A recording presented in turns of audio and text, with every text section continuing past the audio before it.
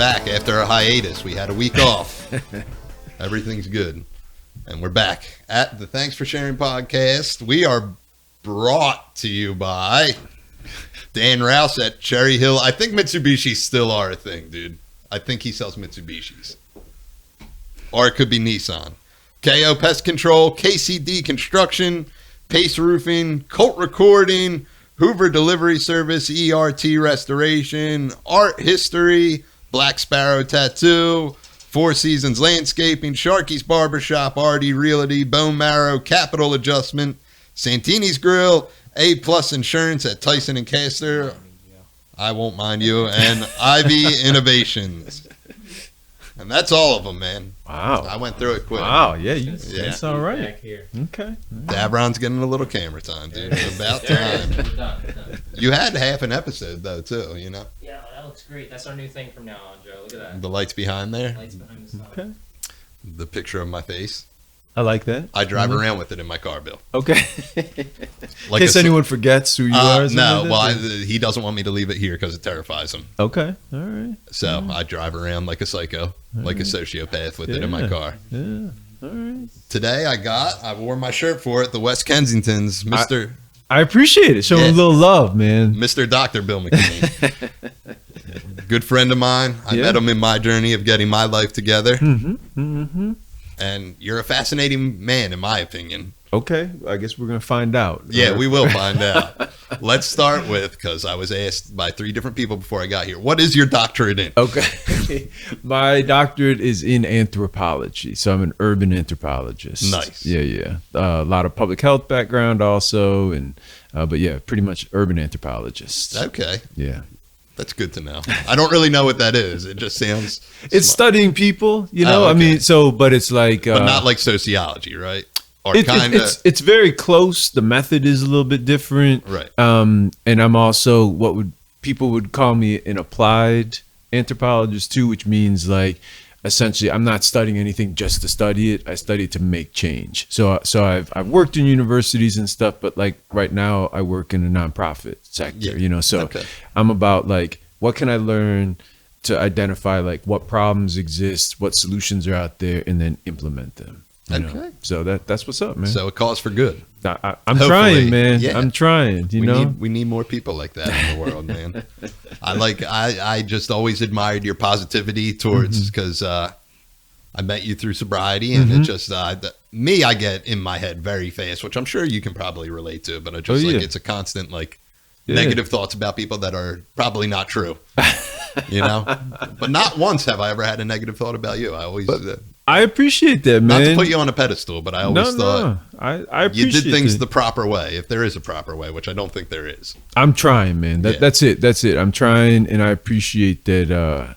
Honestly, you've always been very welcoming to me, and I appreciate that, and I've always, wanted to see you do well, man. And so I also I want to acknowledge, and I think it's wonderful that you just celebrated an anniversary. Yep, man. 8 years. That's a big deal. Like yesterday. People sometimes are like, it's they don't want to put it out there. That's the real deal, man. Like you got to put something in to get something out like that. Yeah. So congratulations on that. It's been 8 long ones, Mm-hmm. and a couple people at work congratulated me yesterday, and I was just like, I'm just good at not doing things, and that goes across the board. Hopes and dreams, I'm good at giving up on those. So.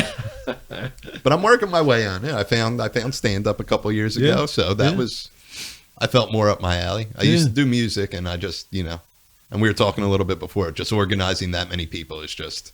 It's a nightmare, man. Yeah. It's like too many relationships. Unless you're the driving talent, which I'm not. Even then, though, man, that's still...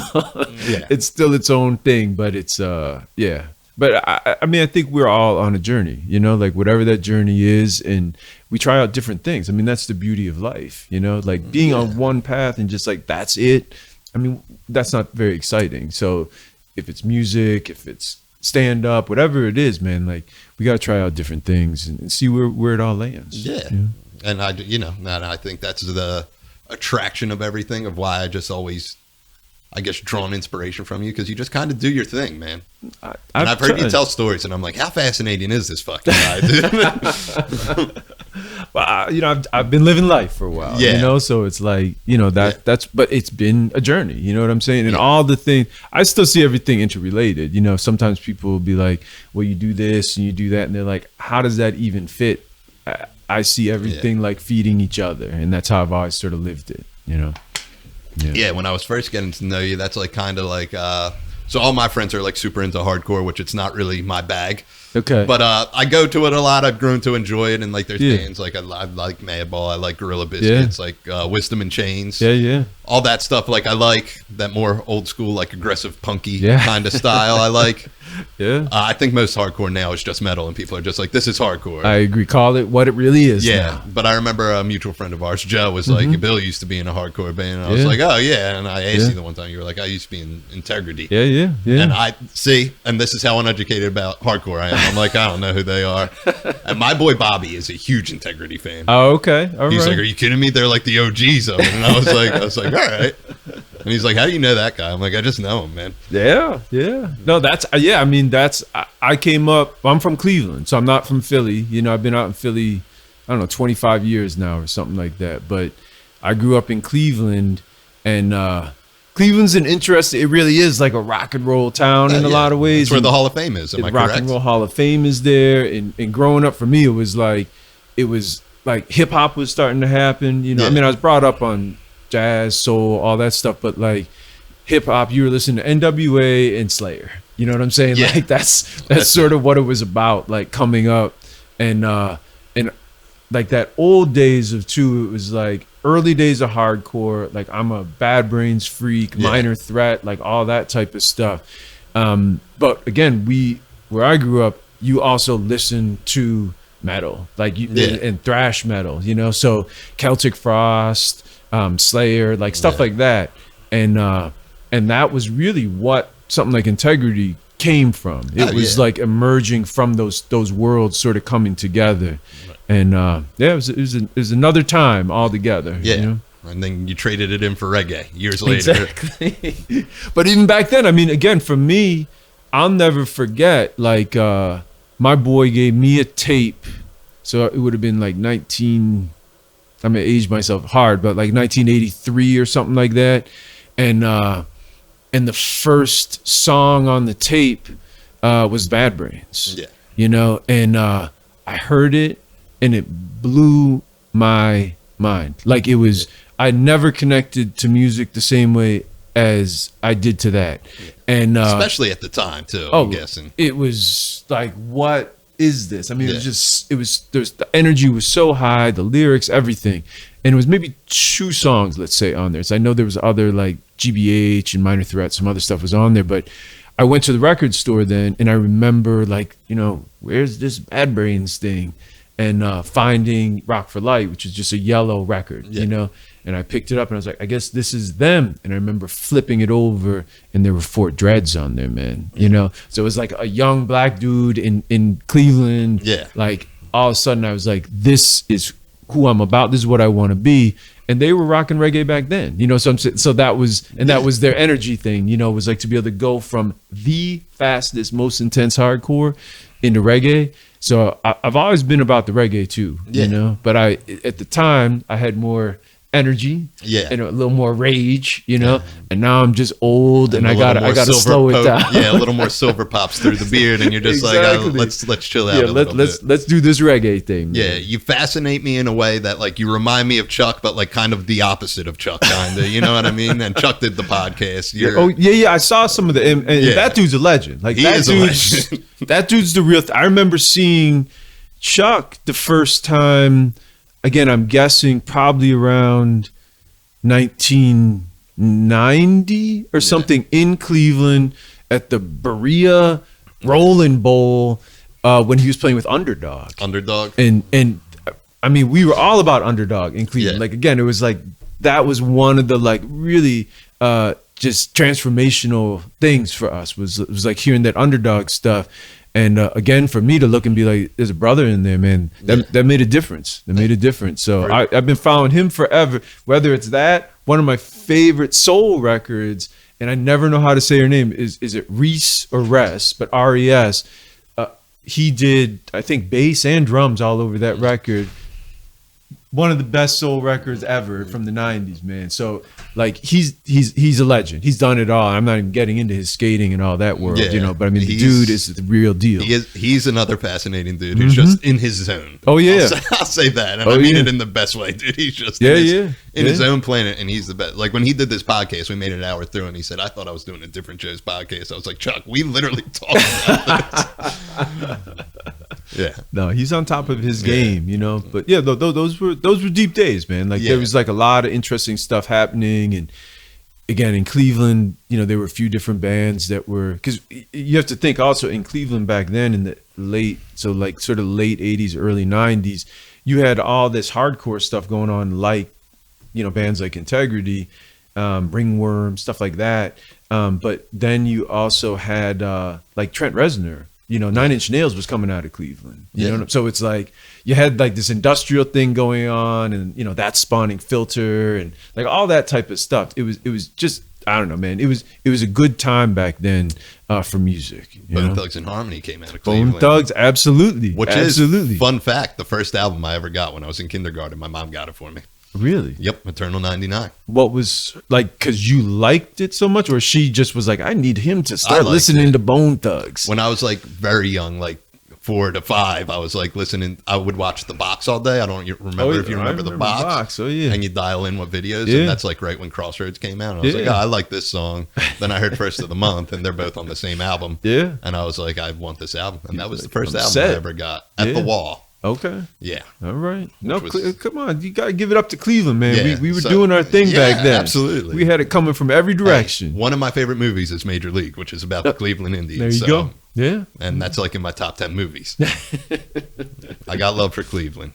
Good. Mark over there is a big Ohio guy. I think more Cincinnati. Is that correct? I like Cincinnati. It's one of Cincinnati? mine. I Okay. like Cincinnati, yes. Little Skyline chili and all that good stuff. Yeah, like his bridge to what do you got over there? Oh, go down to Kentucky. Kentucky. Oh yeah. Oh yeah.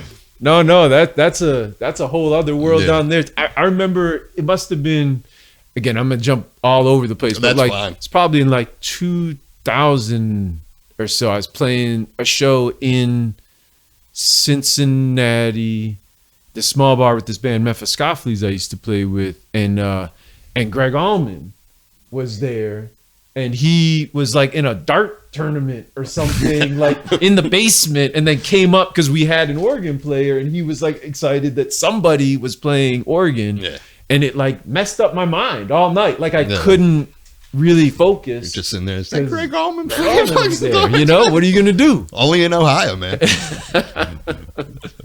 That's wild if you think about it, dude. Oh yeah, Yeah. No, so yeah, it's a good town. I love my state. I love Philadelphia now. Don't get me Yeah. wrong. What but brought you here, anyways? school, really? I mean, I was in Cleveland till mid '90s. Then I went down to University of Maryland for 2 years. I got a master's degree down there. Go Terrapins. Exactly. There Yeah, you I go. hear you. Testudo the Terrapin. Yeah. And then after being down there 2 years, I came up here in, I guess, '96 or so for Temple. All And right. that's where I got my PhD from. Nice. Yeah. I always wanted to get my doctorate. I do not want to go back to school, so that's a big obstacle. That But- is a bit of an obstacle. And yet again, this is another reason I admire you. If I had my doctorate in anything, I would be correcting people all the fucking time. I'd be like, excuse me, it's Dr. White. That's my favorite shit. Hey, you But, got to know, carry that weight sometimes, Yeah, man. but most you people know? who have their doctorate are just like, I have my doctorate. I'm not a doctor, and I'm like, I would say it all the time. Hey, sometimes, believe me, sometimes I put it on blast, man. you know? I get to a level in stand up where like I get an honorary doctorate from some school and they're like, give our commencement speech, and I'll be like, gladly.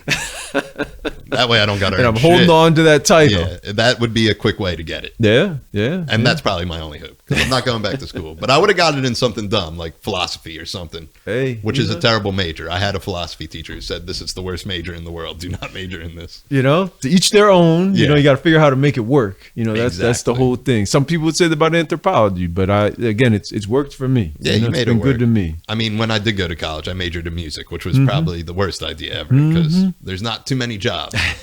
I thought you just got the degree and then you get a label contract and they're like, here you go. And I'm like, nah. Only in our dreams, man. Yeah, Like, you got to be that's very the- talented and want to go after it. Yeah, you know, you have to. I mean, I mean, I remember for myself too, like when I was finishing school and I was like, do I want to go to college? I was driving trucks and stuff. And I was like, do I want to just drive trucks, or what do I want to do here? And I just didn't have any focus, but I did see that, like, I had a lot of friends who did go away to Berkeley School of Music, stuff like that. And, they did something different than what I did. Like, I think I'm a good songwriter, like stuff like that. They did something different than me, which is that they actually practiced, and they spent hours and hours like in the woodshed. And I was never going to do that, and I never did before. And I was not going to just wake up one day and start doing that. And that told me, like, I had to figure out how to do music in a way that fits in my life. Yeah, I always looked at it like I like to make music more off a feel, and there's just some people who know every little thing. But I feel like that's like the biggest curse when you know every little thing. You're like, well, that just doesn't make sense. Yeah. But I'm like, but it sounds good, and you're forgetting. It can lock you in. I mean, Yeah. I played with some cats that are like that are so sort of classically trained that, like, if you're like, I'm going to move from this chord to this chord, they're like, oh, you can't do that. That doesn't. Yeah. And I'm like, no, man, it sounds beautiful. Yeah. Like, that's what we're doing. Yeah. So it can go Creates both ways. tension in music, Yeah, which is yeah. important. You need that. But I think that's also one of the good things when you're in a band, right? Is like, then there's 4 or 5 people sitting around. Someone might be feeling more restricted, but someone might feel freer, Yeah. you know? And so you can sort of let that happen. Yeah. And that's beautiful, man. Yeah, You it know? is a beautiful give and take. It is. Yeah. It is. I miss music. I was thinking about, because I was talking to Jeff Stress, shout out Stress, and Stress, what's up? he's like, when are you going to record an album? And I was like, I don't know, I really don't do music. I got enough criticism because people are real mean on social media. Oh, to yeah. me. Yeah. Not lately, but I used to get people when I make music, people would just be like, you're terrible, give it up. And I'd be like, all right.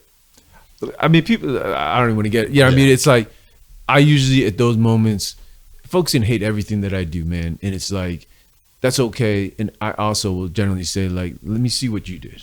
You know, like That's why you what gonna me be and Mark hating always on do. stuff. We always say, what do you do? Yeah, like if you don't like my record, like let me hear yours. Yeah. You know, and I'm not claiming anything I've ever done is perfect, beautiful, Yeah. whatever, but makes me happy and it's made some people happy. Yeah. So like I'll take that.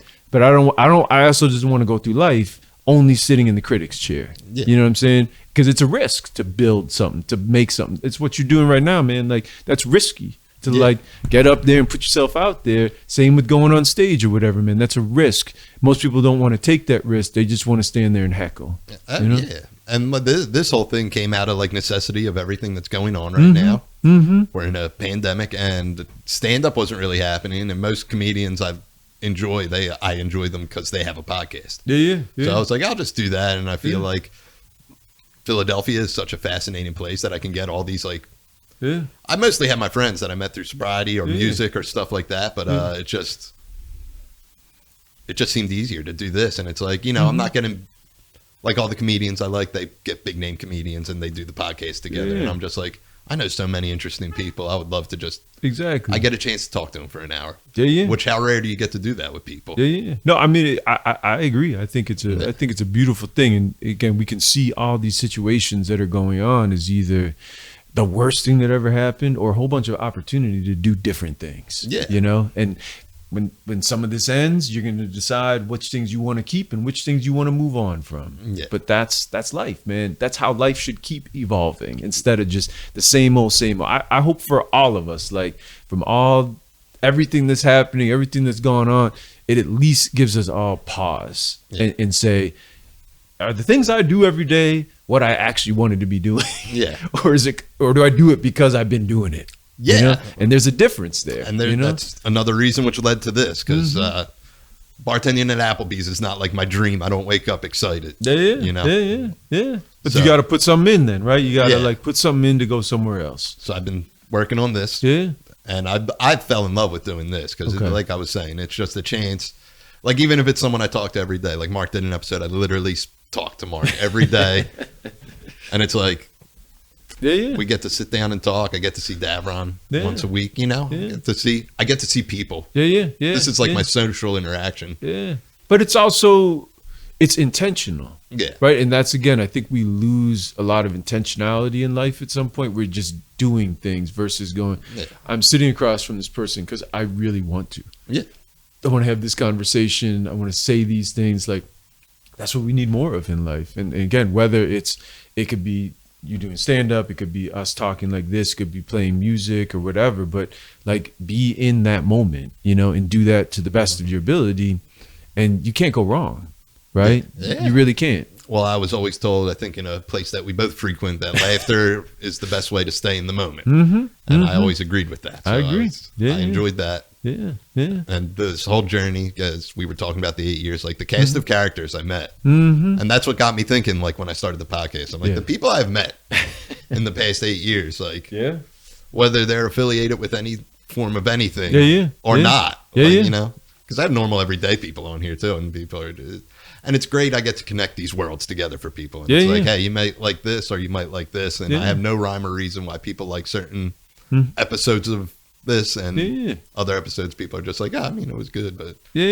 but the like bringing things together, that's where something new is being created, right? So it's like, I think that's wonderful. And I think, again, like the world we come from, it's also like, it's actually a bunch of people thrust together. You know what I'm saying? Exactly. Who for no other reason may not have ever met. You know, so then if you're in that type of situation, for any of us, when you're in a spot that like, you may not have totally chosen to be there in a way, and the people you're with, you have to figure out things very differently, right? And so you are like navigating folks that like, you literally don't get, you know, and that's anthropology again. It's like, what are the rules someone's living by? How do we communicate? Whether it's like through language, music, what we wear, what we eat, any of those things. So when everyone isn't operating from the same set, it's confusing, and it's also hilarious, you know. And I learned very quickly with that, because when I first got sober, I met the man that helped save my life, and he's no longer with us. He passed away in the beginning of the pandemic. And Rest in power, man. And I got to see him before he passed away, which was great. And what a wacky dude, and what a non-perfect dude. You know what I mean? And that taught me everything I needed to know, because he never claimed to be like some perfect guy. And and I always break it down, like especially with people who are trying to get sober, because like, you know, you show up to these places and you need to get sober, and that's great. And everyone has a different way of doing it. And I think people think of me as a miracle when I do it. Not that I'm a special case, but people are like, you learned from just craziness and chaos. And I was like, yeah, but you know what he also did? He never told me I was doing anything wrong. You come in, you get sober, and you have all these fear and anxieties of where I should be in life, and it should be like this. Like my life has, I make jokes about this all the time. Like people always talk about peaks and valleys in sobriety. And my life has pretty much been a plateau. Like I got sober and I still do the same shit. And it's just like, there have been good days and bad days, but it's just like, I'm like, overall, it's just a plateau. It's pretty consistent every day. Which is a good thing, I think, at the end of the day. I mean, in a lot of ways, that's the goal. Like eliminate some of those peaks and valleys. You know? So that's it. I got it pretty balanced. I'm not where I want to be, but I'm not really complaining about it either. And I'm fortunate. I mean, as long as we're still on the journey, man. I mean, that's what it comes down to. So exactly. We talk about a lot too of just, if I had like declared where I want to be, it would have been a series of mistakes. You know what I'm saying? Like, what do I know? You know, 20 years ago, 30 years ago, where I want to be today. Like, you know, we got to just like get centered and like do what we're doing and do it again to the best of our ability, and life will take us where we're supposed to be. So each of us, we're exactly where we're supposed to be. We're in this moment, man. Especially having plans, because goals and situations change. You know what I mean? And you adjust, just like, I mean, again, we're doing it right now. Like this would not have been the plan 2 years ago, right? Like sitting in front of camera doing a podcast, but you adjusted to it. And the fact in my mind that you adjusted to it is a win. Oh yeah. Right? Like that's a big thing. I look at it as a win. I got nothing but positive feedback from it. People actually reach out. I had a buddy of mine, Matt, he's a rapper in the area, and he was like, he listened to me and my buddy Corey on here, and Corey's like he's a wild boy. And he was like, it's good to hear two old friends talk, you know? And like, I don't know Corey the amount of time that dude knows Corey, but I know him, you know, and just great when it gets, and that meant a lot to me, because he just hit me up out of nowhere and he's like, hey man, it's great to see you doing this. So I've been getting mostly positive feedback. I'm sure there's negative feedback, but no one tells me that. So things, that's for them, you know. Things have progressed. No one's being mean to my face anymore, you know what I mean? Which is a good thing. That's definitely a step forward in life sometimes, you know. But I get to, I don't know, every week it's a growing experience, you know. I learn a little bit more. I get to have people on. Yeah. like it's only gotten better since day one. Like most things in life, it just progresses in a better way. And Yeah. No, if we're good. present, we can keep changing. You know what I mean? That's the thing. Again, it's like interviewing or whatever. I don't know. I was just talking with some folks again for work that like there's a whole bunch of interviews folks have to do and they're terrified about how to do some of it. And again, I was sort of like, think about what are you trying to really accomplish? What are you trying to really learn? It's not 50 questions. You're probably trying to figure out 3 or 4 things, you know, and then be present, be with the person. Like, don't get so stuck on the thing that if they're over here that you're like, no, we're over here. Like, go with them, go on the journey. And, but we figured that out from trying it and doing it. see what happens. Yeah. Which is easier said than done. Oh yeah. Because I can be difficult. I can be stuck in my ways, and I'm like, I love to be lazy. Like the pandemic has shown that in me. I'm like, this is my goal right here, to do nothing all day, Right.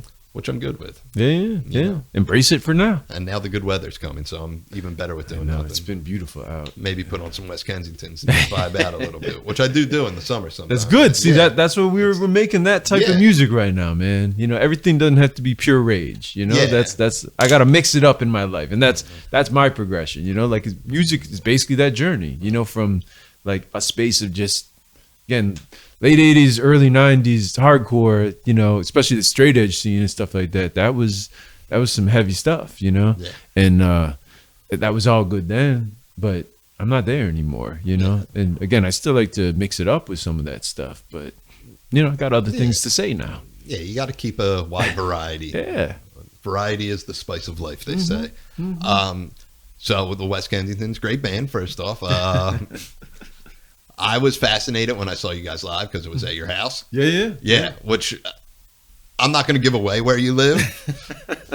Like, I'm not going to give the 2 streets because I know a couple experts of the area of Kensington who are just like, I know exactly where that is. Like, show up. They'll know the house and everything. Yeah. Man. Well, I was telling Mark, I gave him the intersection when we were on our way here, and I was like, is that shit not insane? Like, you've got yourself to a point in life where you're pretty semi-successful, I would say, correct? And Yeah. and you choose to live in the heartland of just negative in Philadelphia. It's where the work is, man. Yeah. You know, that's like what, if it makes sense, like, I did a lot of damage out there. Yeah. You know what I'm saying? So it's like, I got to get back, and it would be different. I'll be straight up. Like, it would be different in Cleveland if it was my stomping grounds. Right. You know what I'm saying? Yeah. These are my It's stomping just grounds. another 2 streets. I mean, it's chaos, but it's like, it's in a Trust weird me, I way. Like, I don't have that connection to it in the same way. But it's the beast, man. I am in the beast. I work in the beast. I work 2 blocks away, you know? So it's like, Oh, that's I'm convenient in the commute. beast. Oh yeah. I mean, I wake up looking at the building I work in, you know? Okay. So I'm all there. I'm like really there. But that's also what that type of work needs, is someone who's like that present, you know? Yeah. But yeah, the band and everything was like, you know, love to the community, and you know, just doing things there, you know, and I want to, because I'm also old school too from music, where it's like your environment will tell you, like it helps make that music, you know, like you go to this place and you're gonna make music like this.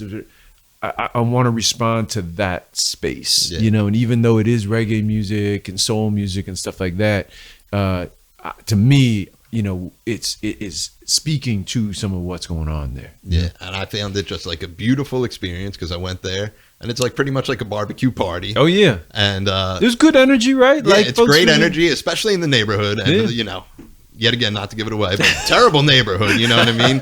And it just to have that many people there and nothing bad happens. No. It's all love. That's what I'm saying, though, is it's like, I also, you know, that community, it gets a bad rap too. You know, there's a lot of good folks.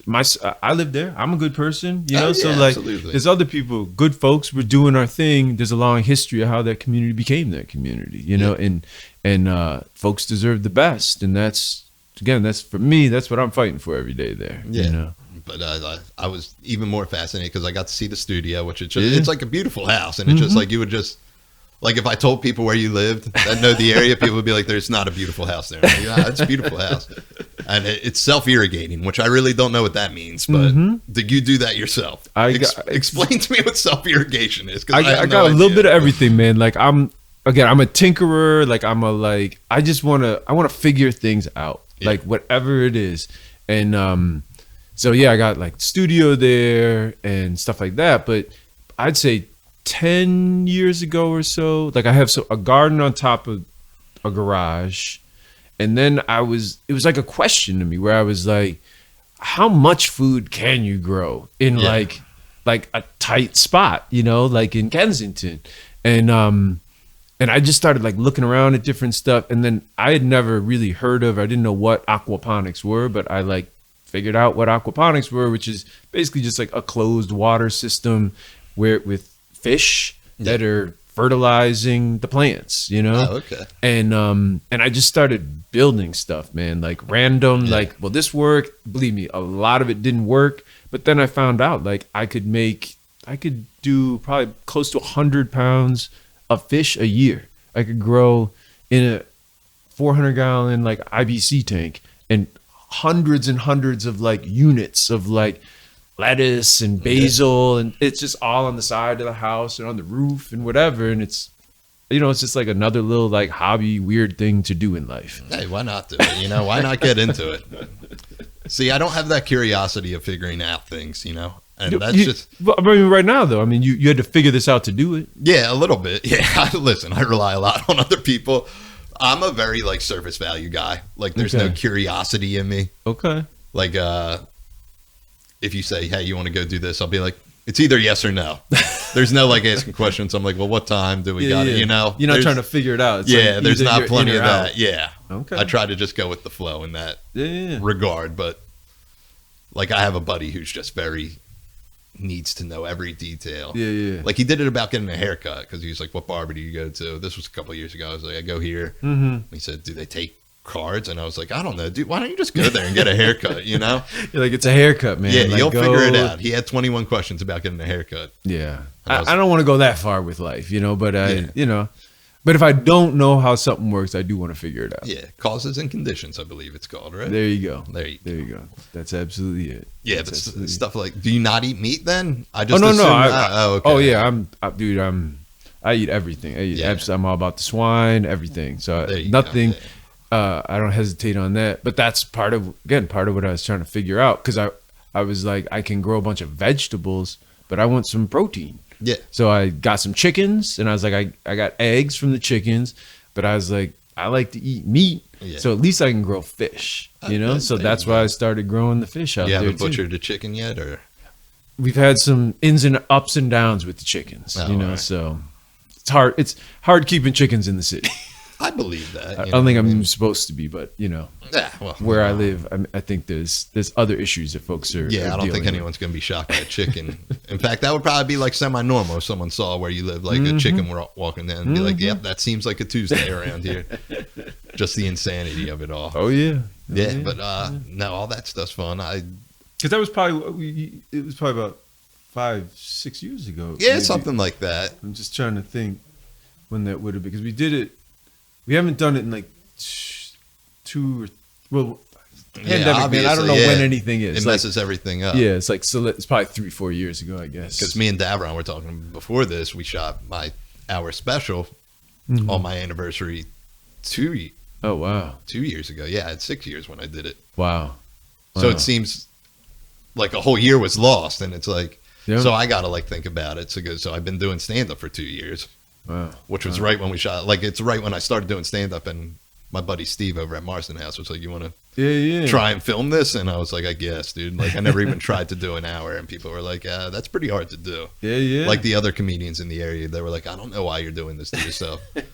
And I was like, "Well, we're gonna do it, and it's either gonna go good or bad, or either way, it's gonna go." exactly. Whether I wanted all to or in, not. man. Yeah. just go for it. Yeah, I went for it. Yeah. I'm pretty happy with the results of it. Are you know? gonna do another one, or you like you My got the buddy- material? Or? But I have like not stuff that I really worked out, but I have like a new 40 minutes of stuff. Okay. There's a contest in Philly every year called Philly's Funniest, which they're doing. It's like They do it at Helium. they do it at Helium. Okay. Yeah. All right. So That's going to happen this year, or yeah, they're gonna do it this year. I was never crazy of the idea of like the contest. Plus, Yeah. the name throws me off Mhm. because it's called Philly's Funniest. So I was Yeah. like, well, I mean, Kevin Hart and Bob Saget are from here. I was about to say they might Not have that I'm the like title objective. for now. Yeah, Will Smith's pretty funny. I'm not saying Bob Saget's the funniest dude, but Yeah, I'm like, yeah. they're very successful guys. You know what I mean? That is true. Bob Saget never has to work a day in his life if he doesn't want to. Nope. Not for a long time. Yeah. nor Kevin Hart or Will Smith. Mm-hmm. So those are just like three guys off the top of my head. I'm like, well, I think they would have something to say if I won this award. No, you tell them to come down to helium and knock you off the throne, man. Exactly. Yeah, I'll get them out of retirement. Yeah, but no, I'm curious about doing it. I don't know how any of it works. I Yeah. think I went to put in my dates that I'm available to do it. Okay. So I think you got to pay a fucking. I think it's all just a money grab. They're just like, pay this. Everything's a money grab, Which is you know? fine. It's Helium's just gonna- you decide whether or not it works to your advantage at some point or not. Yeah. You know? Exactly. And I think like the first couple rounds go based off how many people you bring out, which I don't have a problem doing that. Like I'll get people to come out. I'm not Yeah. worried about that. But Yeah. When is this going to be? This is in, I think it's the end of May till the beginning of July. oh, it's like a lot. The first round. The first round takes like there's 6 that weeks. many comedians in Philadelphia. Wow. I think there's 5 on each night. My buddy did it like 2 years ago, and I went for his night. to How support. long is the set? 5 minutes. 5 minutes. Does as the rounds go on, do you get more time? I or think is they it, stay 5 They minutes. stays like 5. Do you find that harder than a long set to, like sometimes it's harder for me writing or even music to like say what I gotta say in 5, shorter than longer. You know? Well, I think it's like a lot of. So the 5 minutes is great. I don't really have a problem. I would say it's probably harder than doing like a whole hour. Okay. If you asked me, Yeah. I might be different. I'm used to talking because like I listened to all these podcasts, and I remember Rogan was talking about. He's like people in recovery, like no one's good their first year of stand up, and he said, not that I'm saying like I'm amazing, No. but he was like people in recovery usually pick up on it quick and are usually pretty decent in their first year. Yeah. You've spoken before. Yeah, so You know? so I don't even. I like to consider maybe I guess I started 8 years ago doing stand up Yeah. then when I got sober because Yeah. it was just Yeah. like for me that's more convenient of an open mic is to put my hand up and talk for 5 minutes. Yeah. Whether it's something serious or not. Usually Yeah. I try to be lighthearted about it and Yeah. get people yet again laughter. You're in the moment. You're not thinking about that sad life that it's just Yeah, or the yeah. struggles of it. No. But I always thought the long form because especially like with my stuff, I talk a lot about recovery and all that. And so that's like a lot of backstory and Yeah, yeah. explaining. Yeah, it's not a bunch of it's not some Yeah. Henny Youngman stuff like a Yeah. bunch of one-liners or Yeah, something. it's You not gotta- stuff gotta that's go like there. easy to do in 5 minutes because it's like I'm sober and people usually clap for that every time. Which Yeah. I've learned to make jokes out of that, so I count on the clapping. Right. Because people are like, "I'm so happy for you." I'm like, "You don't even know me." You know what I Yeah, mean? yeah. Maybe I was a better person out there, which is not true, but. Nah, yeah, I think longer format is better. That's just for me. Yeah. The 5 minutes is great. But like I get confused, so I don't know how this contest works. Like I know people that have done it, but it's just like I don't know if you do the same 5 minutes each time. Yeah. Or Which you I gotta wouldn't have do more. anyways. Yeah. Like even in preparation for shooting that special, I did open mics every night. Yeah. And AA kind of fell on the back burner for me, but it was just like I was grinding out doing that every night. Yeah. Like the same way I chased AA, I chased stand-up comedy. Yeah. I chased my sobriety the same way. And so like I did that like every night, and I would just try different little parts of stuff that I knew would work. Yeah. And it would be quicker and not. And I mean, doing it long form, like I never tried it until we filmed it that night. Yeah. So it was an interesting experience. I will say that. Okay. But But you were you leading up to it? Were you? I'm assuming you were videoing yourself a lot. When you Yeah. would do. Okay. Yeah, every time I do, which it's hard to tell a reaction if something works because when you're doing these open mics, which I'm sure you know from doing music, it's just like everyone that's at that open mic is there to do comedy. Yeah, you know yeah, what I mean? yeah. There's rarely people who are just like I stumbled in. Most of the time it's in bars. Sometimes you get like a little crowd. Yeah. But like, and there's just like a different energy. Even when I watch like the comedians in the area, because like I see these people bomb every night. Yeah. And it's not lack of them being funny. It's just the fact that it's the same group of people. We hear the same You've stuff heard all the time. And I think it's great perspective change when Yeah. you see the same person do the same 5 minutes you see, and it's like a silent room. Yeah. But it's filled with a room of people who want to be at a comedy show. Yeah. And all the stuff kills. Yeah. So it's pretty interesting. Do you, when you do record yourself and stuff, do you actually watch it, or do you? Yeah, I watch it. I'll put it on the ride home. I don't know if I watch it that much. I listen to it because I'm driving. Yeah, But I'll listen to do it. Actually, Yeah. Okay. And I'm big on getting clips and doing it through social media nowadays because I feel like that's the way to do Oh everything. yeah. You know. Yeah. So, That's just something I struggle with. Sometimes I don't want to hear myself again. I don't want to, it's Oh, like yeah. it's happened once, and I'm just like I just want to walk away and go somewhere else. So And I hate the sound of my own voice. So Yeah. it's just watching it's a struggle. Even this, like I'll watch most of it yeah, because I pick out clips yet again for Instagram, so I get Yeah. a clip for it. yeah, And so, I don't know. Different social media platforms are different. Like no. Facebook, I can just put the link up, and I'm like, hey, Right, if you there want to it click it, is. that's great. But Instagram, I need to have something to go with it, whether it's yeah. So I try to figure that stuff. Like stuff like that fascinates me. I know people who are real good with Instagram who are just like, hey, this is how you got to do it, and it's just so much work, and I'm just like, wow. Yep, that's how I feel about it. Yeah. Man. I can barely. I'd do rather anything. organic growth than Mm-hmm. me working at it, which probably isn't good for where I want to be with this. But Yeah, yeah. yeah, no, stuff like that. Mm-hmm. I don't know. I just try to focus on that. I just try to observe life and Yeah, yeah, get humor about it. yeah, yeah. And I'm in a fortunate situation where everyone I meet's like just a complete lunatic because I'm in these rooms every day, and I'm just like, wow, Mm-hmm. this is great. Lots of characters, man. Yeah, and Lots I like of stories to tell. And I like getting upset over things that go on in the world. Just Mm-hmm. because politically I don't stand one way. I'm very like in the middle, and I'm just like, oh, I can't Mm-hmm.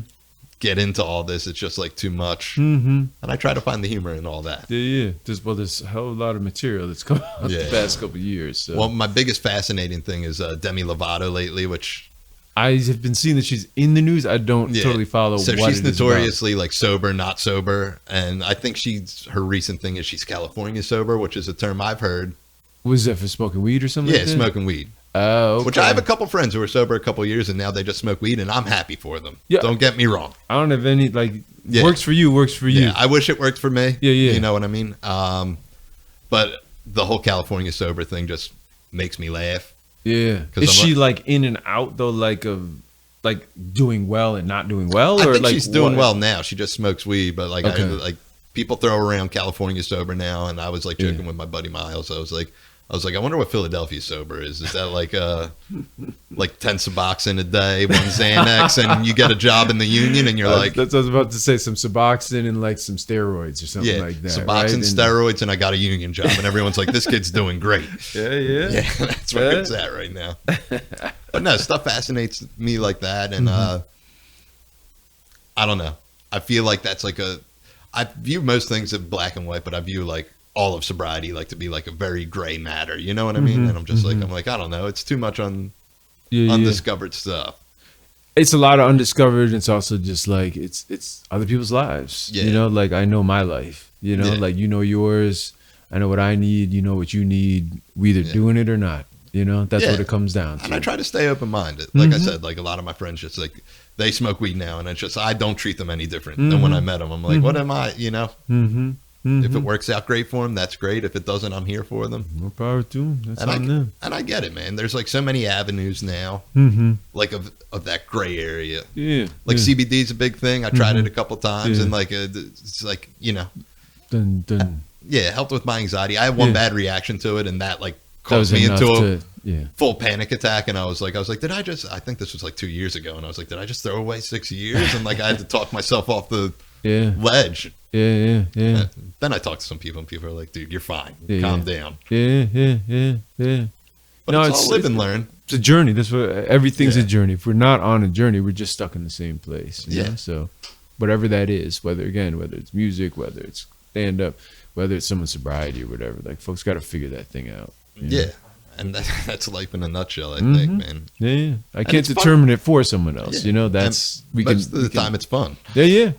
That's what it should be. I mean, that's Yeah. the point. Like you're saying, we got to laugh, we got to enjoy ourselves a little bit, and or else what's the point? I'm not really sure what the point is if we're not feeling fulfilled, and if we're not, also helping other people a little bit, Yeah. So. And it's great to pick and choose from different things. Like I noticed you got the PMA on your Oh finger. yeah, I'm all about the PMA, man. Like I'm a that's big what I'm PMA saying. guy too. You know what I mean? But I need the reminder. I mean, that's the Yeah. reality. Like I need the reminder because I'll get caught up in all sorts of stuff, But again, I'm gonna keep going back to the bad brains, man. The bad Yeah. brains were like the fastest, most furious thing with the greatest message. Yeah. And that wasn't what was connecting back then even. It was, if you're doing something that heavy and that intense, it was just pure sort of rage and anger, Yeah. versus saying like, you gotta have a positive mental attitude about this thing. Absolutely. So I got to remind myself though, because I can get the world, right? The world will drag us in. Yeah, And- I try to remind myself too, and it's always a good reminder to just be like, positivity goes along. It And I does. like to portray that I'm negative a lot, but I am probably more optimistic than most people, and I just. Yeah. But I like to feed into the thought of being negative. I know that doesn't make any sense. No, It just sounds more comfortable to see the negativity, but it's just like at the end of the day, I'm more positive about everything Yeah. going on, whether it works out or it doesn't work out, Yeah. I sometimes I think folks want us almost to be ashamed, Yeah. to like have positive thoughts about things or think that things can work out, And I Yeah. guess again, for me, I know a lot of things didn't work out for a long time. So like every day feels pretty good, Yeah. and I just have to remind myself of that. So, I do my best. I do my best with that. I feel like it will. I feel like most things just work out exactly for the better too, Mhm. how they're supposed to. Yeah. Whether it's shitty or not, it's just Yeah. It is the man. great unknown. It is. It's a lot of unknown, but I can't be scared of that, right? Like Yeah. whatever we do, we still got to get up and like go forward, and again take the risks, And that's, I can have a thought, I can write something. Like I said, I can write a paper, I can write a song, or I can like sit there and like fear like the act of like doing, And I don't want that, man. I don't want that. I want to engage. I want to like be a part of this thing. I could have been like, I don't want to come up here and talk and be on some podcast or whatever. Like, I don't want to do that. Yeah. Well, why not? It's an experience, man. Yeah, So like have the experience. That's honest. Most people have a different idea when they come on here because they're like, it's an interview, which I never say it's an interview. And I'm just like, I just want to talk to somebody for an hour, Yeah. If it turns into an interview, sometimes I have questions. Like I had questions with the guy Matt that was on last week because he was on that show, The Voice. So I was just fascinated by that. Like how that worked and everything. Yeah, how that works. Chuck, I kind of had questions about because I was just like, He's the guy. what haven't you done, dude? Yeah. Now, believe me, if I'm sitting across from him, I got a list of questions I'm trying to understand. Which a lot of stuff I didn't even get into. And you were talking about Underdog earlier, and this is how unschooled on hardcore I am. Like I remember I saw Underdog, like because I think I went with like a bunch of people. Yeah. And they're like, Underdog's playing tonight, which I'm like, you're speaking Greek to me, man. That means No, they were great. Yeah, and they were getting on stage, and like it was the first time Chuck played with them in forever. Yeah. And I remember Chuck just walked on stage, and I was like, "Oh, Chuck's in this band." And they're like, "How do you know Chuck, but you don't know this band?" I'm like, "I don't know, dude."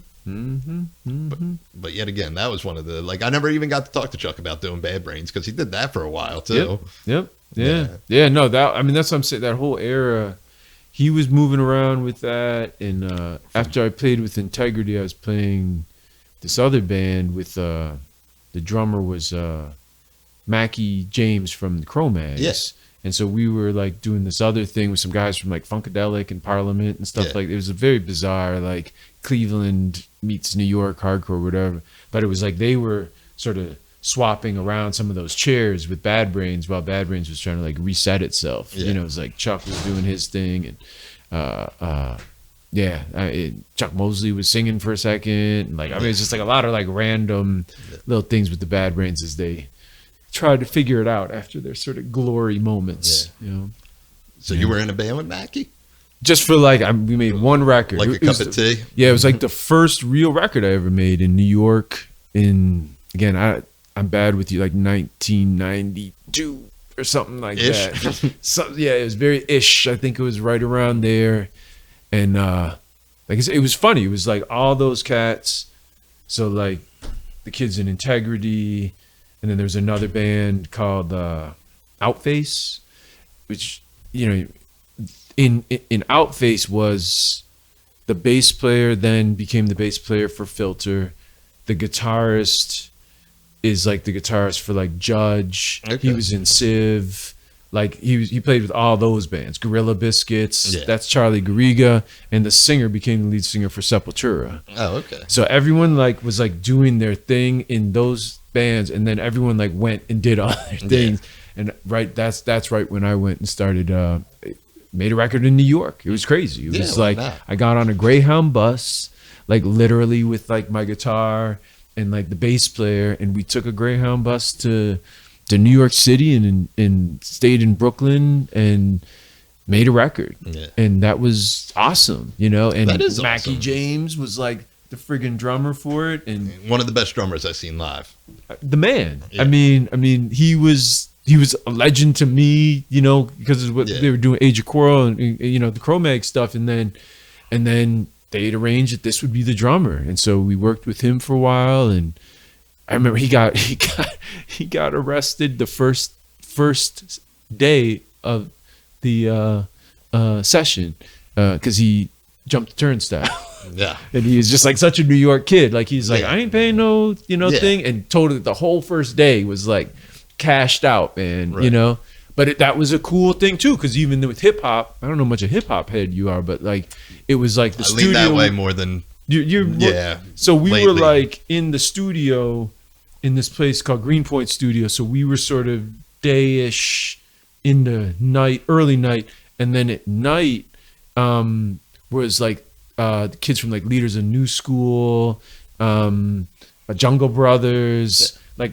that's who was coming by at night. So we were like flipping the studio, and it was it was just like that was what this guy was doing though too. The producer, he was very into like the energy of like things that didn't fit coming together, and that's how even this band happened. Was he was like, I'm gonna take these two kids from Cleveland, and then Right. I'm gonna add Mackie James, Yeah, why not? and I'm gonna add like the singer from Parliament and the guitarist from Funkadelic, and see what happens, you know.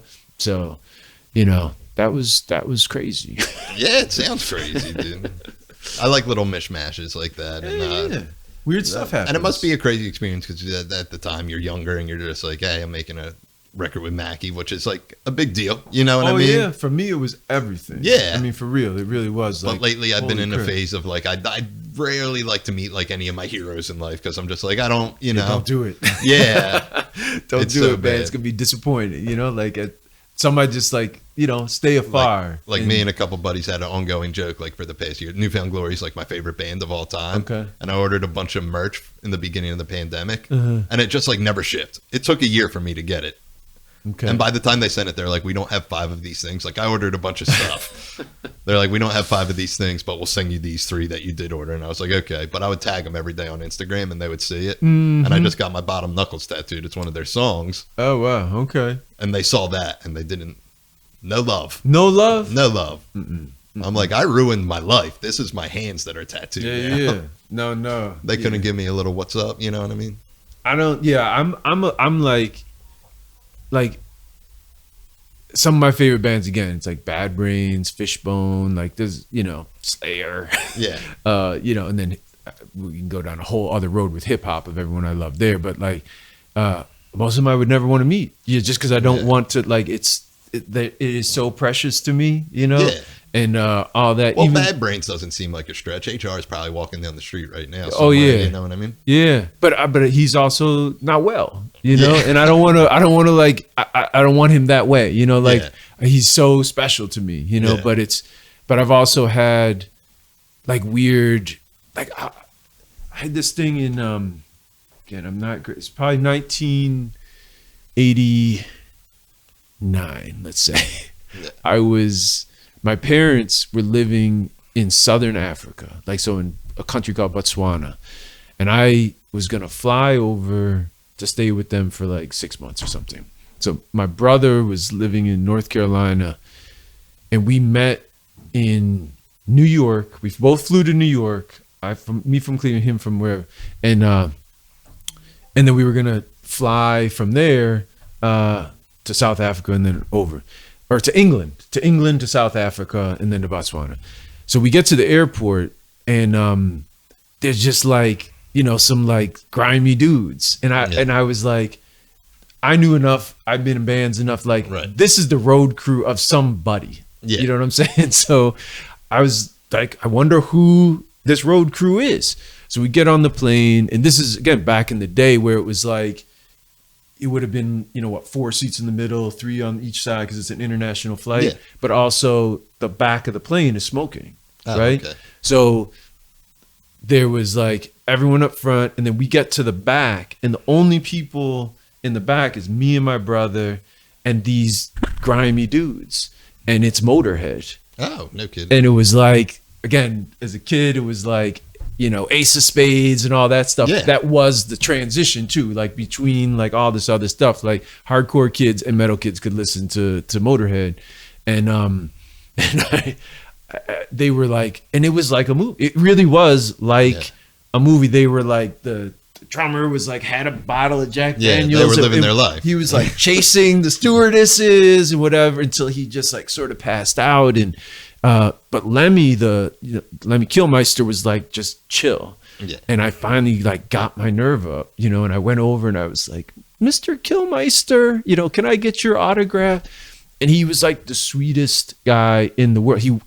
But he also terrified me because he like went and woke up the rest of the band to make them sign pictures, and he made this other guy, the manager, get these pictures. But he was like super sweet. And then when we were getting off, he was like, where are you gonna be, kid? And telling me where record stores were. And it was like a movie that there were all these kids with like a sheet with Motorhead on it and stuff waiting for them. So that was like.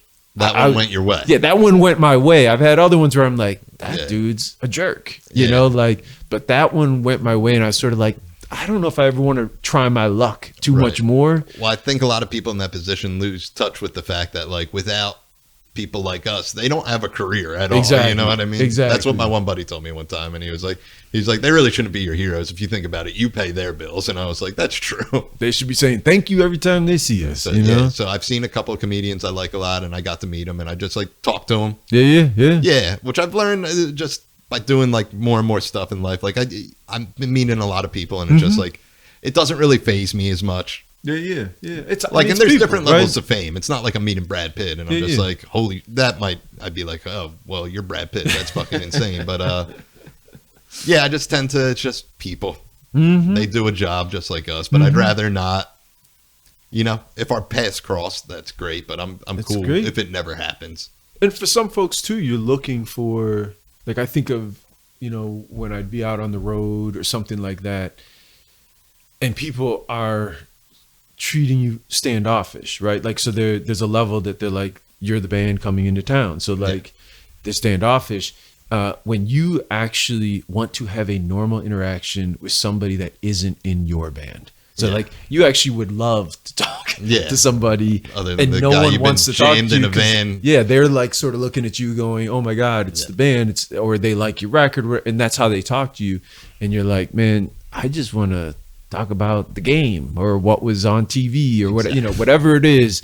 And it's sort of a weird thing. And I've realized that with a couple other people that I've interacted with, that I'm like, oh, they were sick of their band that day. Yeah. They were looking to someone to just talk to. And some interactions can be grudges held down by family from family. Yeah. Because I'm not a fan of Mike Schmidt, who's Phillies, very famous Phillies baseball player. Oh, yeah. Because my dad met him one time. My dad's a retired detective, so he used to work security details on like golf tournaments. Oh, okay. And my dad got to meet Mike Schmidt, and he said, "Oh, Mr. Schmidt, nice to meet you." And he looked at my dad and said, "Who the fuck are you?" Wow. So now every time he announces a Phillies game, I'm like, fuck this asshole. Not feeling the Mike Schmidt. Yeah. But this was a good one. I did have one good one. I met the band War. Okay. Why Can't We Be Friends? Those guys. Yeah. They came into Applebee's because we're right next to the casino. They were playing the casino. Yeah. And they were like, they were just in there having drinks, having lunch chilling at the bar. Yeah. And they were talking. They're like, yeah, we're working next door. I'm like, oh, what do you do? They're like, oh, we're in a band. I'm like, what band? And they were like, War. You were like, and they kept really pressing Lowrider.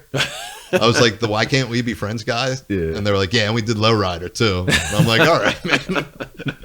I said, good to know. all right. They were very nice guys. I think the bass player just died this week. Did he? Yeah. It's like in the past few days. I think it was the bass. I don't want to start any rumors, but I think it was the bass That's a player. shame. They invited me to come see them, but I was like, I'm not, You I should really- have gone on. Come on, man. Like, even if you only know 2 songs, they're going to be rocking it. Yeah, I man. only do know the 2 songs. That's I enough. didn't even know they sang Lowrider until they told me. That's enough. Dickerson, the bass player.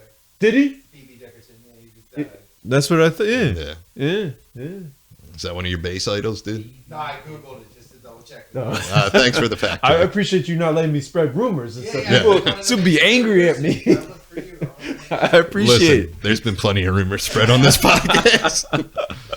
I speak with such certainty that of things that aren't true at all. Hey, you know, that's how you got to do it, man. Yeah. Just put it out there. Yeah. And sometimes you get those glimmer of lights when people are like into the same stuff. Because to go back to you working with Mackie, I remember I was doing comedy one night at open mic and some kid was talking about the Cro-Mags. Okay. And I was like, oh, I just saw them in Trenton, Yeah. like literally this last weekend. Yeah. And he was like, all right, cool, man. And he just walked away. And I was like, no one on this boat knows what the fuck you're talking about. Just so Yeah. you know, dude. Yeah. Because I always think hardcore is like a weird thing. Like it's not mainstream enough. You know what I mean? Right. It's very popular, but it's like Yeah.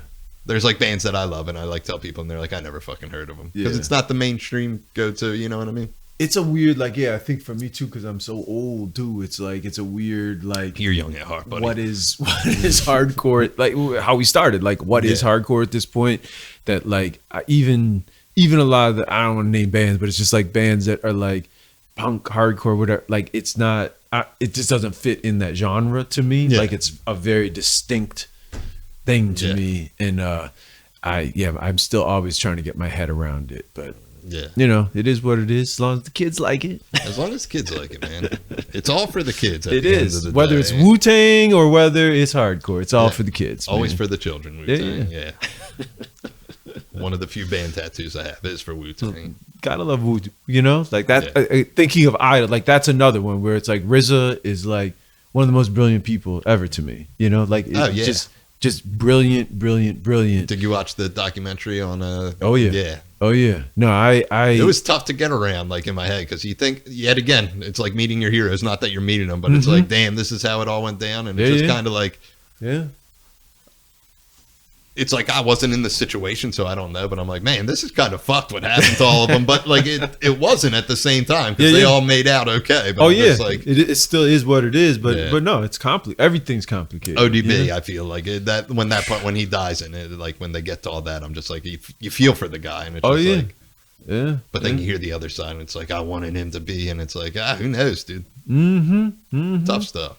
No, but they were it, man. Again, like the Wu, man, like just in that, again, that to me, like like when I was younger, like the way you fall in love with music, but then that early 90s, like hip hop stuff that was happening, when Wu-Tang came and things like Mobb Deep and all that type of stuff. But then that's the same time that rock and roll to me, like it did this other thing with everything from like, I don't know, like bands like the Melvins or Jesus Lizard, Unsane, and that's even like Clutch, Yeah. you know, Korn, Orange 9mm, like it's all this hybrid crap again. Rage Against the Machine. It was just like this thing of like things coming together in new ways, and you had that happening in rock and roll and in hip hop at the same time. Yeah. World was a beautiful It's place, all man. crazy. And I even look at like my journey of just the consumer of music, and it just like started off like what my parents raised me on, like the Oh, yeah. Beatles, Michael Jackson, Yeah. you know, then that first album, Bone Thugs and Harmony, and it was like rap for a while, then rock music, and it was more like pop punk, surf punk, Yeah. then like metal, heavier stuff, then even further back, like my brother was into Iron Maiden Hell yeah. and I got real into Iron Maiden because Yeah, it's yeah. just monkey see, monkey do. Yeah. And then I went back to like hip hop, and now it's just I'm stuck in like the 90s and before then. Like That's what I was gonna ask early you. 2000s. Have you like, hit like phases yet of like no new music essentially? Like that Yeah, where you I mean, every once in a while, a new band like piques my interest, and Yeah. it's just like, you know. But Yeah. yeah, no, not really. Okay. Pop music, if it's new, I'll probably, because I hear it at work all the time, and I'm Yeah. not like one of those people who's like, I like punk rock and I like hip hop. I don't got time for pop music. I'm Yeah. like, no, that shit's very well done. I enjoy it. Yeah, It's yeah. catchy. Yeah. Yeah, but yeah, it's harder to get into like newer music, but like some stuff I know and some stuff I don't, and I'm okay with it. Mm-hmm. That's why the Demi Lovato thing confuses me. I'm like, does she make music? Is that what she's famous for? Is she famous for being a train wreck? Right. Yeah, Yeah. that's why I'm like, I know the name. I don't know if I could name a song. You Yeah, know, but I people- just know she exists. But like, I know there was like a while like rappers were just dying, and Yeah, people yeah. were like, this guy, and I'm like, I don't know who that is. And Yeah, I would go yeah. on their Instagram and they have like 15 million followers. I'm Yeah. like, how do I not know about this at all? Yeah. But that's an interesting time, and like, you know what I'm Yeah. saying? Like you go from It like makes you realize how feeling small like- the world is Yeah. too.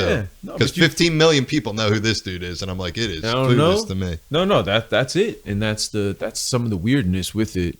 But it's also, I don't know. That's why I was asking. Is it's like there's a point in life where you're like searching. You're so hungry for the new thing. Like you're trying so hard to find music, especially something different too. and then all of a sudden you're like, you have no idea what's going on.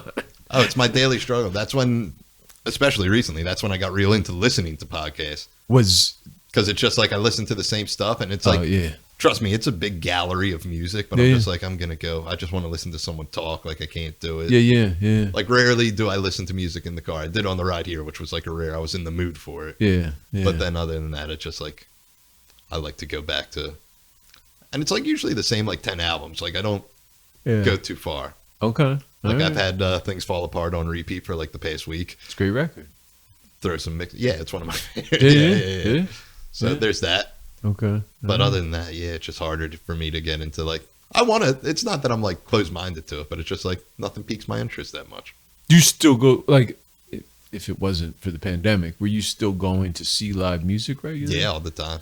You go to not just big shows, but local and like, okay. Yeah. Oh, trust me, I make it, especially if any of my friends have a band, I try to make it out. Okay. All right. I get bummed if I don't make it stuff. Like, I know you guys played with Big D and the Kids Table at the Chamonix Creek. I really wanted to make it out. I forget what I was doing that night, but I couldn't end up making it. Yeah. But I like to show up and support. Okay. Mark does a rap project called Dumb Ugly, him and this guy Corey, and Okay. I gotta check that out. yeah. What's up? Dumb Ugly? Yeah. Okay. Spotify I like gave me that my name. year-end review. They were my top artist streamed like last year. No. Okay. Yeah. All right. It was all local stuff too. It was them. Mm-hmm. Newfound Glory was second, and then it was this band and my buddy Greg, who was on this podcast. His band's called The American Standard, Okay. and my buddy Lawrence out in California. He's a rapper too. They were like my top 5 stream things. Showing love to your people. Yeah.